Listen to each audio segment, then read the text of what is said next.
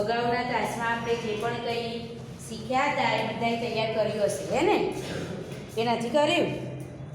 લેખક અને લેખકના નામ અને પાઠનો સાહિત્ય પ્રકાર, ઇન્ડેક્સવાળું જે પેજ તૈયાર કરવાનું કહ્યું હતું એ કરીને આવ્યા હશે. કર્યું?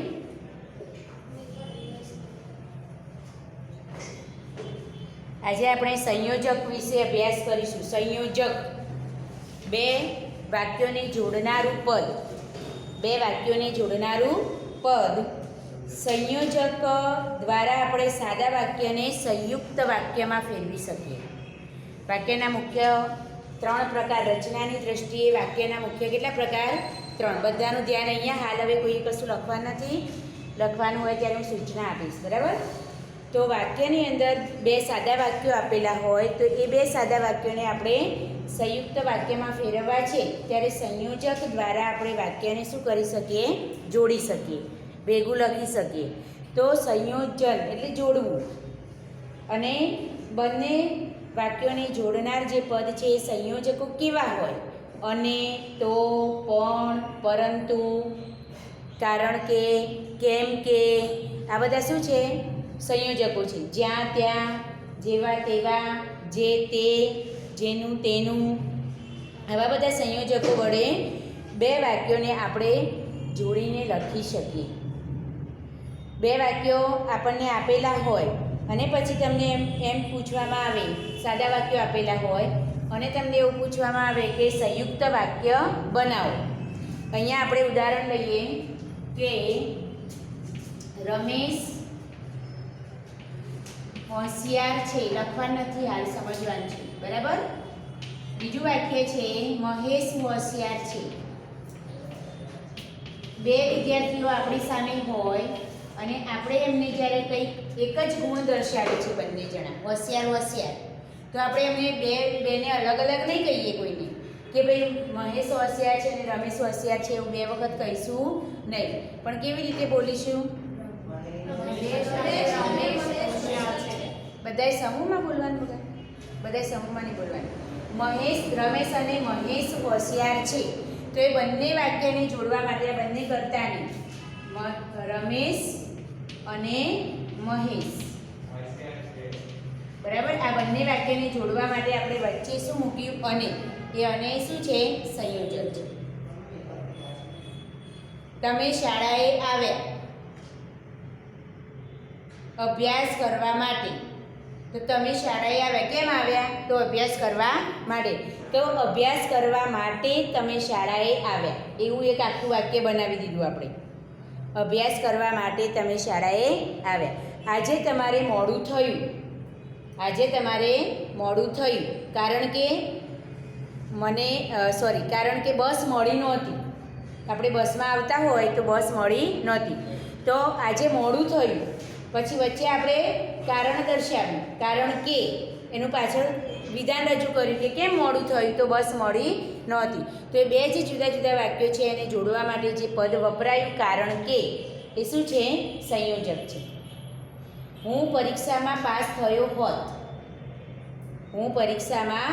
થયો હોત જો મહેનત કરી હોત તો હું પરીક્ષામાં પાસ થયો હોત. એ વાક્યમાં કયું સંયોજક છે? તો જો અને તો. પરીક્ષામાં પાસ ક્યારે થયો હોત? મહેનત કરી હોત તો. આજે હું લખી શક્યો નહીં કેમ કે મારા હાથે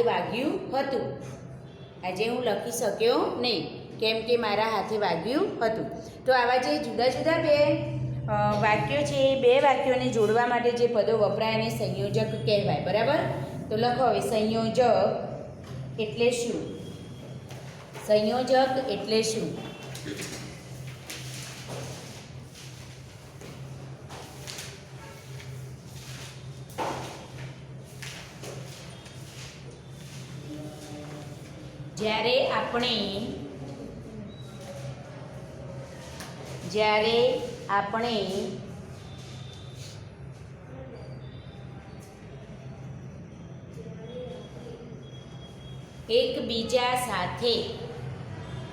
જ્યારે આપણે એકબીજા સાથે સંકળાયેલી સંકળાયેલી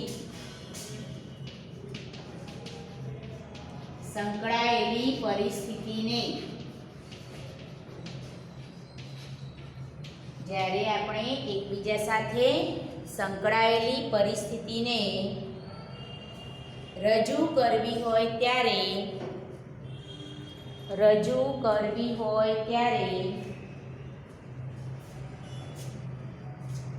સંયોજકનો ઉપયોગ કરીએ છીએ.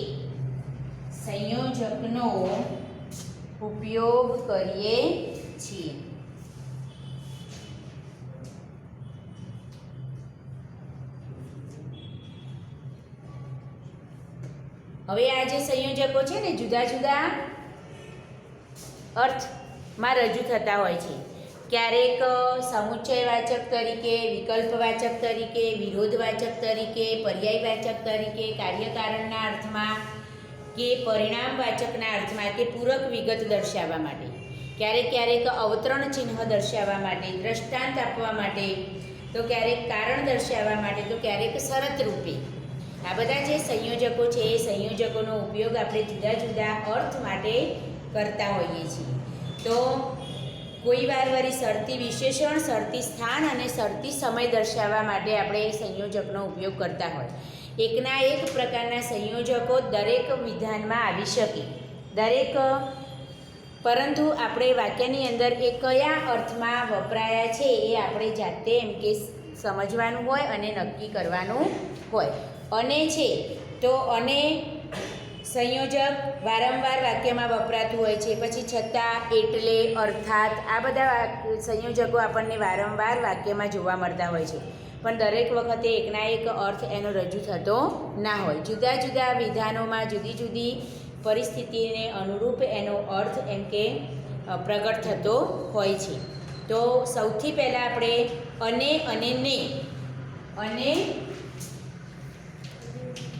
ને આ બે સંયોજકોની વાત કરીશું. અને ને એની અંદર સમુચ્ચય બોધક બે વાક્યોને જોડવા માટે ઉપયોગ થતો હોય. અને ઉદાહરણ અર્થ સંબંધ, પહેલું ખાનું છે સંયોજક એવું લખો, બીજામાં અર્થ સંબંધ લખો. પહેલા ખાનામાં સંયોજક, પછી અહીંયા અર્થ સંબંધ કયા અર્થમાં વપરાયા છે તે. વિધાનની અંદર આ સંયોજકો કયો અર્થ ધરાવે છે એને શું કહેવાય? અર્થ સંબંધ. અને પછી આપણે લખીશું ઉદાહરણનું ખાનું ના કરવું હોય તો નીચેથી તમે ઉદાહરણ લખી શકો, બરાબર? એમાં પહેલું અને ને એ બંને સમુચ્ચયનો અર્થ ધરાવે છે. ઉદાહરણમાં હું લખાવું તો એ લખવાનું તમારે સમુચ્ચય નો અર્થ ધરાવે છે. અને પછી ઉદાહરણ લખવાનું કે અરે ઉછીના ખૂટી જશે ને, અરે ઉછીના ખૂટી જશે ને, અરે ઉછીના ખૂટી જશે ને, અરે ઉછીના ખૂટી જશે ને, ઉડી જશે પડછાયા, ઉડી જશે પડછાયા. બરાબર? અરે ઉછીના ખૂટી જશે ને, ઉડી જશે પડછાયા. અહીંયા ને સંયોજક વપરાય છે, બરાબર? વાક્યની અંદર ત્યાં અંડરલાઈન કરી દો.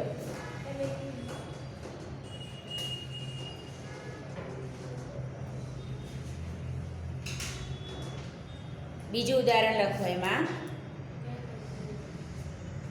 આંજણી મટતા સુધી, આંજણી મટતા સુધી ત્યાં સુધી કચુકો, આંજણી મટતા સુધી કચુકો ત્યાં ચોટી રહેશે, આંજણી મટતા સુધી કચુકો ત્યાં ચોંટી રહેશે. અને મળશે એટલે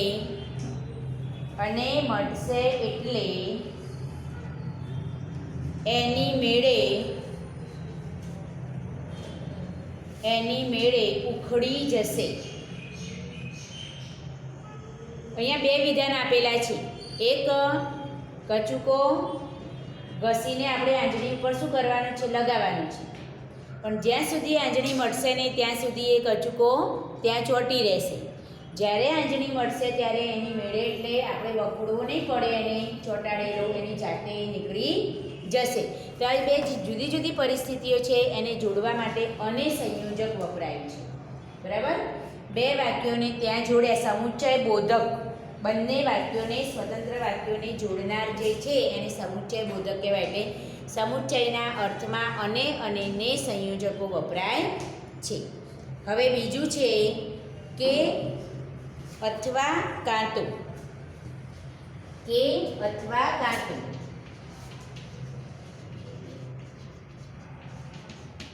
આ પણ સંયોજક જ છે. આ બાજુ જે લખું ને બધા સંયોજક. કે અથવા કાં તો વિકલ્પવાચકના અર્થમાં વપરાય છે. શું? આ બીજા નંબરે, આ પહેલા નંબરે, પછી આ બીજા નંબરે. વિકલ્પવાચક. આ સમુચ્ચય બોધક હતા, હવે વિકલ્પવાચક. બે ઓપ્શન તમને આપેલા હોય એમાંથી તમારે એક પસંદ કરવાનું. એને શું કહેવાય? વિકલ્પ. તમે રમવા જાઓ અથવા ભણવા બેસો. કાં તો તમે રમો કાં તો ભણો. વિકલ્પ, બેમાંથી કોઈ એક વસ્તુ પસંદ કરવાની છે. ત્યાં વિકલ્પ વાચક જ્યારે આપણી સામે કોઈ વિધાન આવે ત્યારે એમાં કાં તો, અથવા અને કે જેવા સંયોજક વપરાય છે. તો કે અથવા કાં તો એ સંયોજકના ખાનામાં લખો, પછી અર્થ સંબંધના ખાનામાં વિકલ્પવાચક લખો, અને હવે ઉદાહરણ લખો. એમ તમે કાં તો જુનાગઢ પહોંચો. તમે કાં તો જુનાગઢ પહોંચો અથવા સાસણ. તમે કાં તો જુનાગઢ પહોંચો અથવા સાસણ.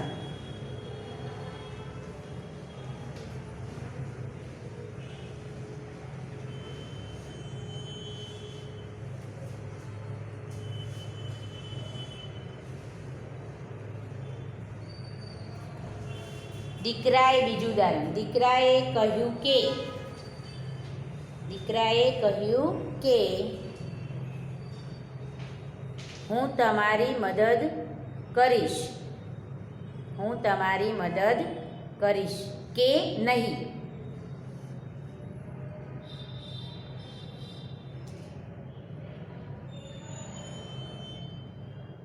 તો કે નીચે અંડરલાઈન કરી દો. એમાં કરીશ કે નહીં એટલે કરીશ પણ ખરો અને ના પણ કરું.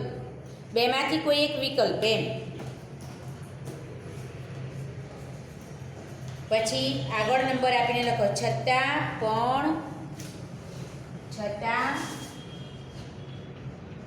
પણ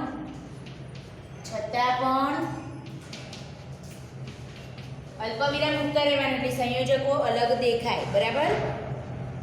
પરંતુ, ઉલટું પરંતુ.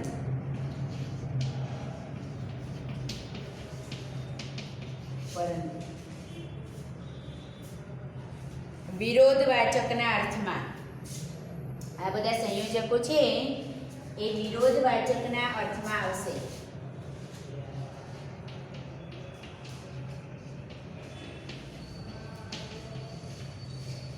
વિરોધવાચકના અર્થમાં.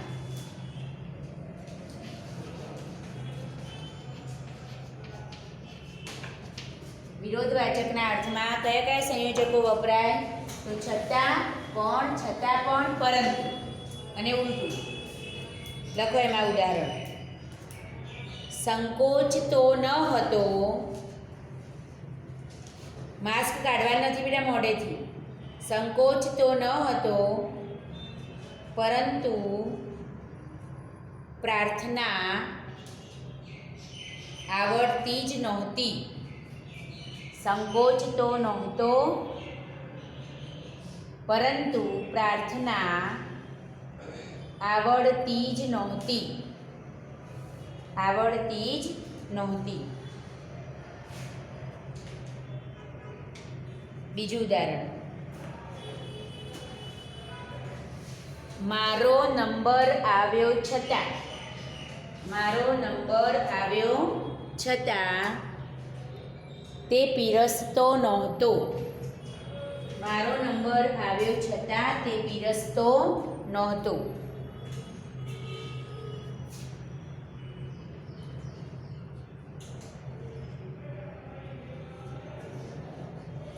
એના પછી આવશે આગળ એટલે અર્થાત.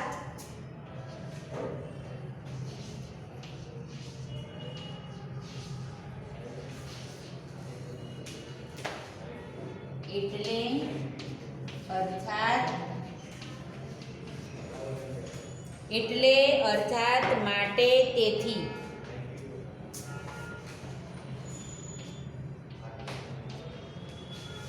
માટે તેથી.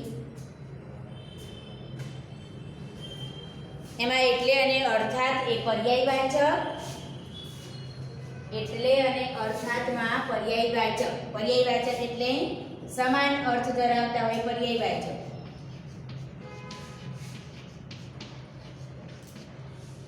એટલે અને અર્થાત પર્યાયવાચક. માટે તેથી એટલે કાર્ય કારણ.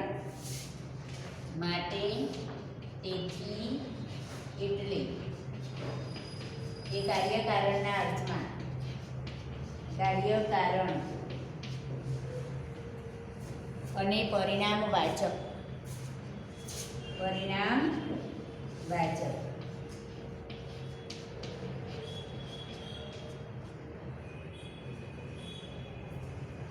તેને મહેનત કરી એટલે વધારે માર્ક્સ આવે.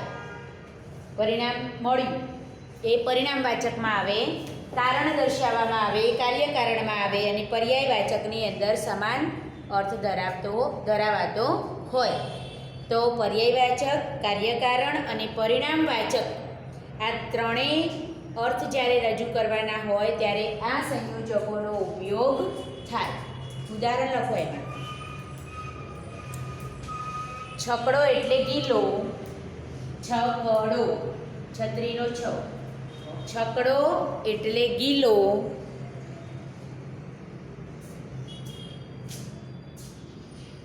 છકડો એટલે ગીલો.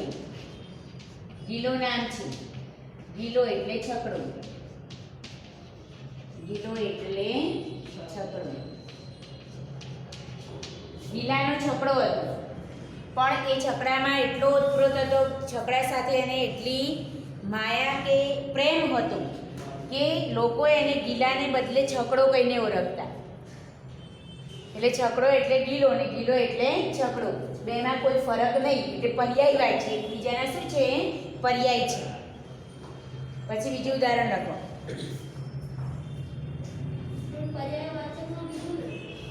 ના, એટલે આ જે મેં લખાય તમને 4 નંબરમાં બીજું ઉદાહરણ.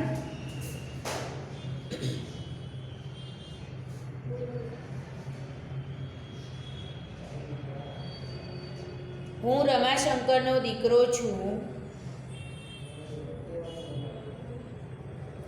હું રમાશંકરનો દીકરો છું. સાવજનું મરણ થયું છે. સાવજ, સાવજનું સ અડધો લખવાનું છે. મરણ થયું છે એટલે ગામ આખાએ શોક પાડ્યો છે. એટલે ગામ આખાએ શોક પાડ્યો છે. અહીંયા કારણ દર્શાવ્યું છે કે ગામ આખાએ શોક કેમ પાડ્યો? સાવજનું મૃત્યુ થયું છે માટે.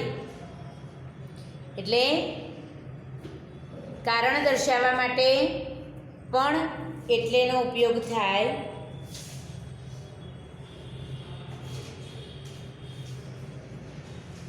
હવે આગળ આવશે 5 નંબરમાં કે. પરિણામ દર્શકમાં મેં તમને કહ્યું કે આજે એને વધારે મહેનત કરી હતી માટે એ વધારે માર્ક્સે ઉત્તીર્ણ થયો. એ પરિણામ વાચકમાં આપણે લખતા નથી, બરાબર? તો દરેકમાં બે બે ઉદાહરણ લખીશું. હવે આમાં આવશે કે. સંયોજક તરીકે વપરાતું જે કે છે એમાં પૂરક વિગત અર્થ કયો રજૂ કરશે? પૂરક વિગત. પૂરક વિગત. અહીંયા કે, અહીંયા પૂરક વિગત.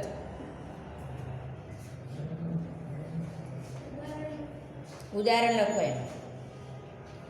ભાષા અને સંસ્કૃતિ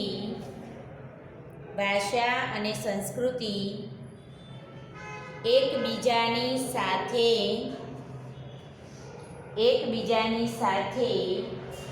એવી તો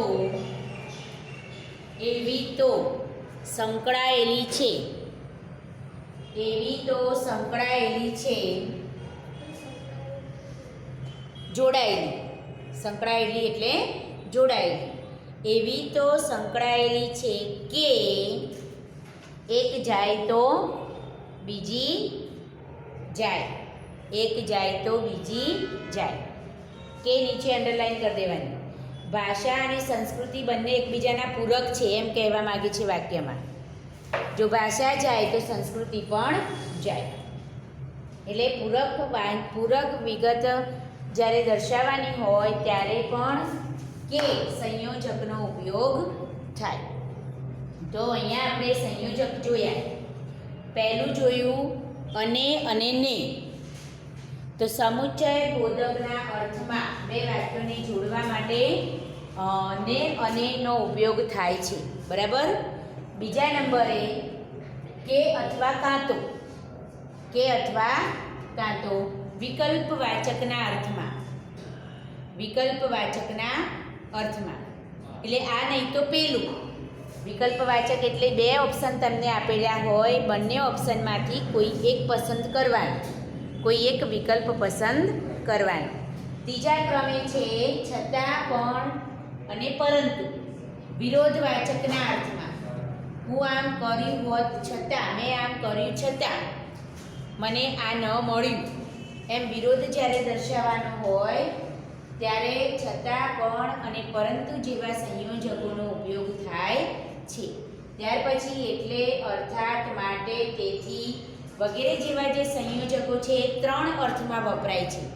પહેલું પર્યાયવાચકના અર્થમાં, બીજું કાર્યકારણના અર્થમાં અને ત્રીજું પરિણામવાચકના અર્થમાં. કાર્યકારણ એટલે કાર્ય થવાનું કારણ દર્શાવ્યું હોય. પર્યાયવાચકમાં બંને સમાન સ્વતંત્રતા કે મહત્ત્વ ધરાવતા હોય અને પરિણામવાચકમાં પહેલા વિધાનનું પરિણામ બીજા વિધાનનું પરિણામ પહેલા વિધાનમાં આપણને જોવા મળે. એ પરિણામવાચકમાં એટલે કયા સંયોજકો વપરાય? તો એટલે, અર્થાત, માટે, તેથી, એટલે વગેરે, બરાબર? અને પૂરક વિગત દર્શાવવા માટે કેનો ઉપયોગ થાય છે. આ જે તમને સંયોજકો આજે મેં લખાવ્યા છે એટલા તમારે અર્થ સમજવાના છે કે આ સંયોજકોનો ઉપયોગ આપણે શા માટે કરીએ છીએ, કેવી રીતે કરીએ છીએ, અને વિધાનમાં સંયોજક ઓળખાવાનો પ્રશ્ન આવે તો સંયોજક કેવી રીતે ઓળખવું. તમને એવું વાક્ય આપ્યું હોય અને પછી પ્રશ્ન લખ્યો હોય કે આપેલા વાક્યમાંથી સંયોજક અલગ તારવો. અલગ તારવો એટલે અલગ દર્શાવો. તો ઉદાહરણ આપણે લઈએ. એમાં તમારે આવવું છે કે રોકાવું છે, ઉદાહરણ છે. તમારે આવવું છે કે રોકાવું છે. આમાંથી સંયોજક અલગ તારવો એવો પ્રશ્ન આપ્યો હોય તો કયું સંયોજક છે એમાં? કે. કયું છે? કે. તો આપણે જવાબ તરીકે અહીંયા કે લખવો પડે. કે સંયોજક, બરાબર? આ રીતે પણ પ્રશ્ન પૂછાઈ શકે અને પ્રશ્ન બીજી રીતે પણ પૂછાય કે બે વિધાન આપેલા હોય. હમણાં આપણે પહેલું ઉદાહરણ લીધું હતું ને રમેશ ને મહેશનું. એવા બે સ્વતંત્ર વાક્યો આપ્યા હોય અને પછી લખ્યું હોય કે વાક્યને સંયોજક મૂકીને જોડો અથવા તો સંયોજક મૂકીને એક વાક્ય બનાવો. એવો પ્રશ્ન મૂકેલો હોય ત્યારે તમારે વચ્ચે જે અનુકૂળ આવે એ સંયોજક મૂકીને પછી એ આખા વિધાનને શું કરવું પડે? બેમાંથી એક બનાવવું પડે. તે પરીક્ષામાં પાસ થયો, તેને સારા માર્ક્સ આવ્યા. 2 વિધાન છે તો તે પરીક્ષામાં પાસ થયો અને તેને સારા માર્ક્સ આવ્યા. એટલે એ રીતે વચ્ચે સંયોજક મૂકીને જ્યારે આપણે જોડવાનું થાય વિધાન, ત્યારે આપણને સંયોજકો તરીકે વપરાતા પદો આવડતા હોવા જોઈએ. બાકીના સંયોજક કાલે જોઈશું, બરાબર?